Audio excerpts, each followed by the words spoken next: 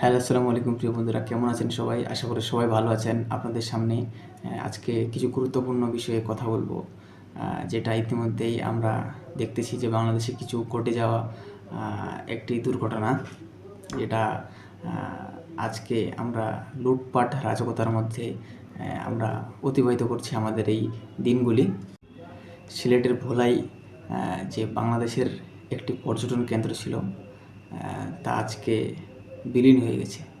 প্রায় 500 কোটি টাকার মতো পাথরের যে লুটপাট আমরা দেখতে পাচ্ছি, সেটা কিন্তু আজকে আর নেই। শুধু ধুধু মরুভূমির মতো রূপান্তরিত হয়েছে। যতগুলো মানুষ সেখানে সমাগম করছিল, মনে হচ্ছিল যে যদি কেউ ছোট একটা পোটলা নিয়ে যেত, সেখানকার পানিটাও মনে হচ্ছে তারা শুকিয়ে দিত, এমন অবস্থা।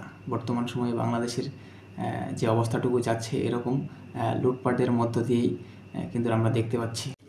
আমাদের দেশের একটা পর্যটন কেন্দ্র, যেটার মাধ্যমে দিয়ে আমাদের যে বিদেশ থেকে যে পর্যটকগুলো আসে দেশকে ভ্রমণ করে, তাদের যে একটা মন্তব্য থাকে যে আমরা বাংলাদেশের মতো একটা সুন্দর কান্ট্রি থেকে ঘুরে আসলাম, তাদের যে বিভিন্ন মতামত, তাদের যে একটা মতামত আমরা পেয়ে থাকি, এটা কিন্তু সত্যি আমাদের জন্য একটা গর্বের বিষয়। কিন্তু আজ তা প্রায় বিলীন করে দিয়েছে সেই মানে মানুষ। আজ তাকে মরুভূমির নাম দিয়ে আমাদের দেশটাকে যে একটা আমরা উপস্থাপন করি যে একটা বাংলাদেশের মতো সুন্দর কান্ট্রিতে যে ভালো কিছু পর্যটন কেন্দ্র আছে, তার মধ্যে একটি কিন্তু আজকে ধ্বংসের দিকে, প্রায় ধ্বংসে সেটি হয়ে গেছে।